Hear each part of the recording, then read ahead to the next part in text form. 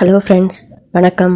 நம்ம வீட்டில் புதினா செடி மாடி தோட்டம் மாதிரி போடுறதுக்கு எப்படி போடலாம், அதை வளர்க்குறதுக்கு என்னென்ன செய்யலாம் அப்படிங்கிறத இந்த வீடியோவில் பார்க்க போகிறோம். முதல்ல நம்ம புதினாவை வளர்க்க நம்ம மார்க்கெட்லேருந்து புதினா வாங்கிட்டு வரோம் இல்லையா, அதில் அந்த இலையெல்லாம் கிள்ளிட்டு காம்பு கொஞ்சம் தடிமனாக இருக்கிறப்பல பார்த்துங்க. அந்த மாதிரி தடிமனாக இருக்கிற புதினாவை நட்டினா தான் நம்மளுக்கு வருஷக்கணக்காக வரும். அதை அப்படியே ஊண்டிட்டு தண்ணி எப்பவும் போல் நம்ம தெளிச்சுக்கிட்டு வர வேண்டியதுதான். இந்த தண்ணி ஊற்றுறதுல பார்த்திங்கன்னா நம்ம சாதாரண தண்ணி எதுன்றதுக்கு பதிலாக காய்கறி அலசின தண்ணி, அதே மாதிரி நம்ம உலைக்காண்டி அரிசி எடுக்கிறோம் பார்த்திங்களா, அரிசி களைஞ்ச கழனி தண்ணி அது ஊற்றலாம். இல்லைன்னா நம்ம இட்லி தோசைக்கு ஊற போடுவோம் பார்த்திங்களா, அந்த தண்ணி உளுந்து அரிசி எல்லாம் களைஞ்ச தண்ணியில் ஊற்றுனீங்கன்னா இன்னும் நல்லா செழிப்பாக வளரும். அதே போல் இதுக்கு உரம் மாதிரி நம்ம டீ போட்டுட்டு டீ தூள் சக்கை இருக்குது பார்த்திங்களா, அதை போடலாம். ஆனால் அதை நல்லா காய வச்சுட்டு போடுங்க.